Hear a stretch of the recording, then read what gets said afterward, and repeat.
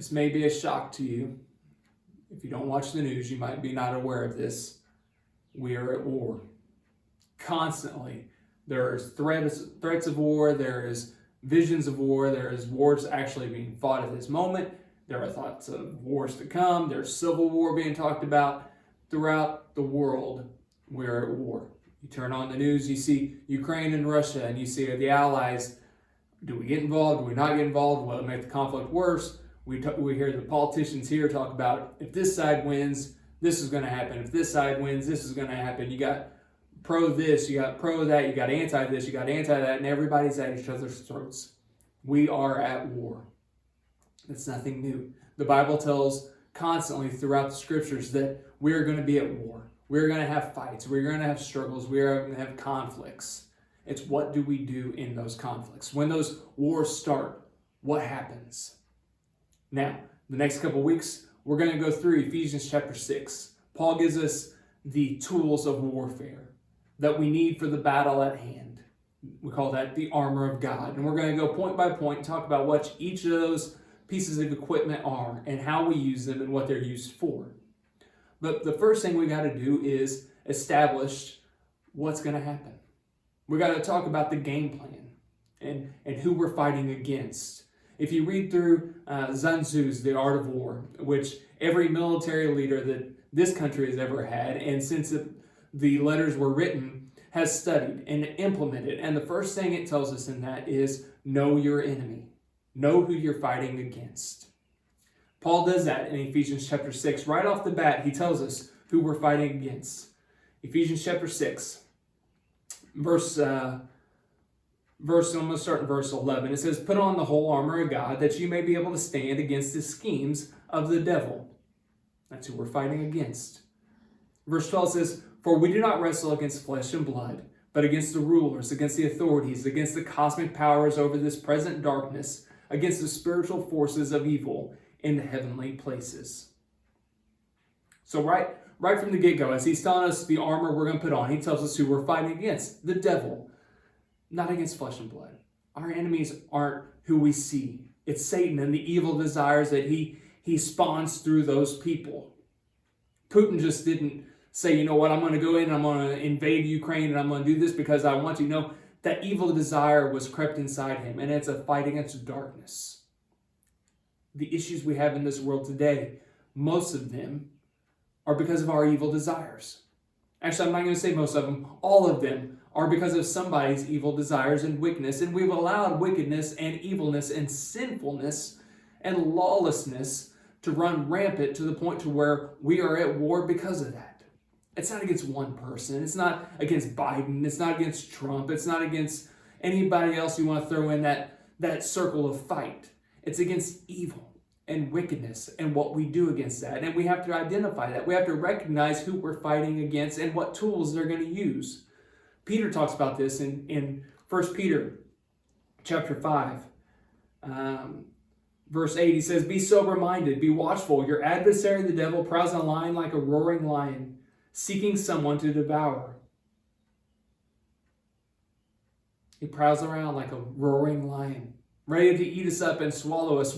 When Job was attacked by Satan, it wasn't a man attacking him. It was Satan coming at him and creating all this havoc in his life, and Job stood firm because he knew who he was fighting against. He never cursed God because he knew God wasn't doing it. It was Satan and the evilness creeping around him and causing all the despair in his life. And he praised God through that trial. When David was being hunted by Saul and armies were after him, he didn't curse God. He praised God because he knew who was coming against him. It wasn't Saul.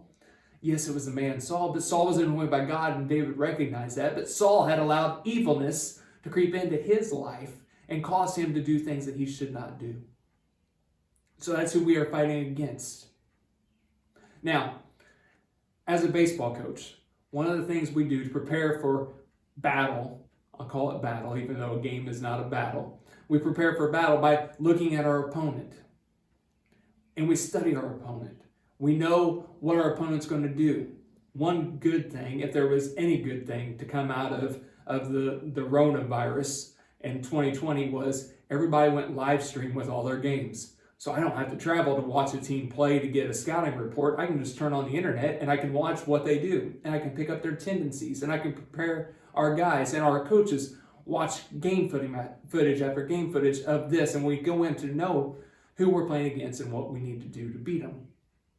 Well, that's what we need to do with Satan. We need to know who he is and what he's going to do at us and against us. And then we can battle against him through that. And part of that is going to be by putting on that armor and using the armor that God gave us. But not only do we need to know who we're fighting against, we have to know who our leader is. When you go into battle, you go into war. I have never been in war. I've never been in battle. I was not a soldier. And I'm thankful for the men and women that did don that uniform to fight for my freedoms.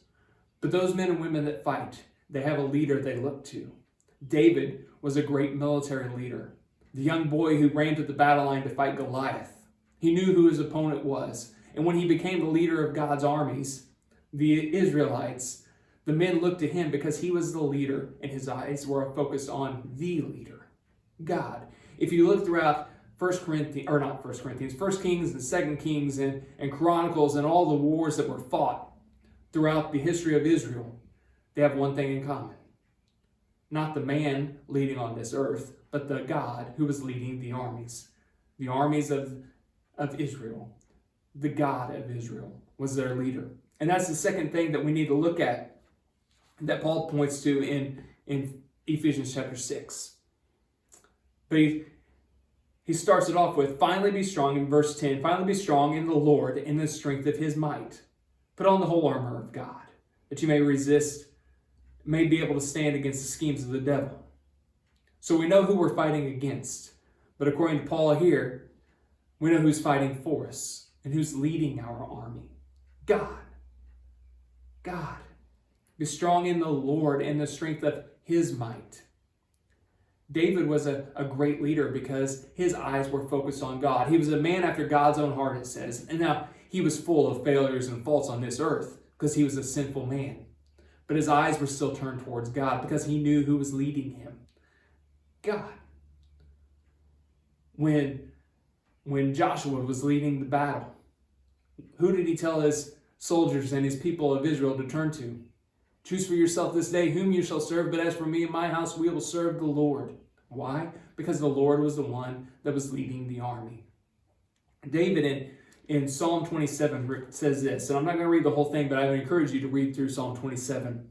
I'm going to read the first part and the last part. It says, the Lord is my light and my salvation. Whom shall I fear?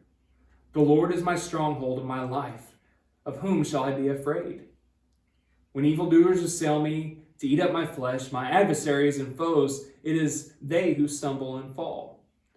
Though an army encamp against me, my heart shall not fear. Though a war rises against me, yet I will be confident.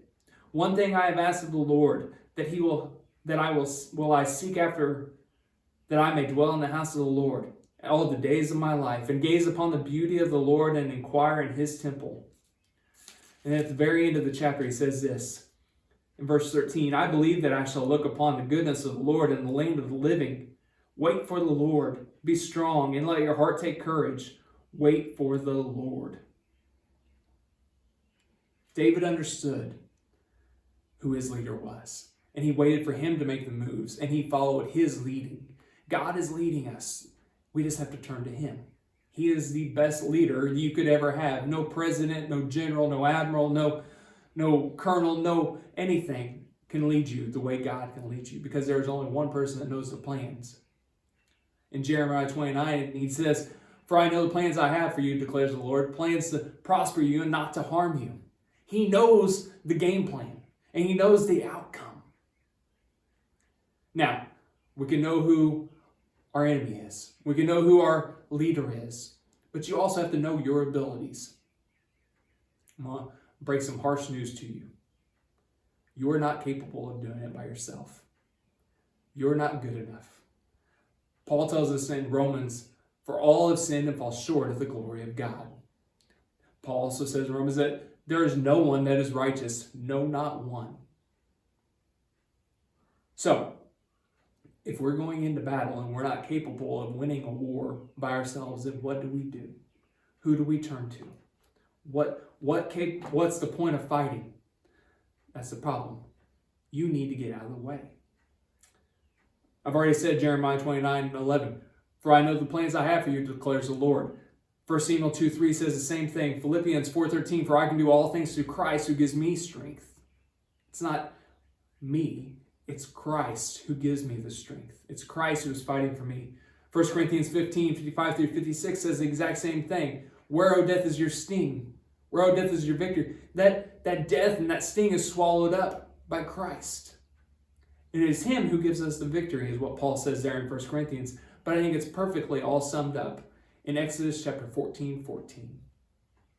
The Lord will fight for you. All you have to do is be silent. Think about that. Exodus 14:14. Look it up. Memorize it. Let that be our call to worship throughout this study. God will fight for you. He will lead you. He will guide you. And he will be the one yielding the sword. All you have to do is be still, to be silent, and let him do the fighting. So many times we get into battle, in the spiritual battle that Paul talks about in Ephesians 6, and we lose because we try doing it on our own. We try doing it my way. I got myself into this mess. I'm going to get myself out of this. That doesn't work. Let God do the fighting for you. Romans chapter 12, and I'll close with this.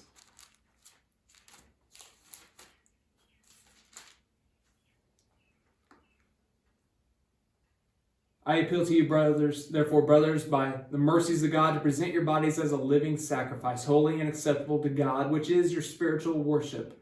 Do not be conformed to this world, but be transformed by the renewal of your mind, that by the testing you may discern what is the will of God, what is good and acceptable and perfect.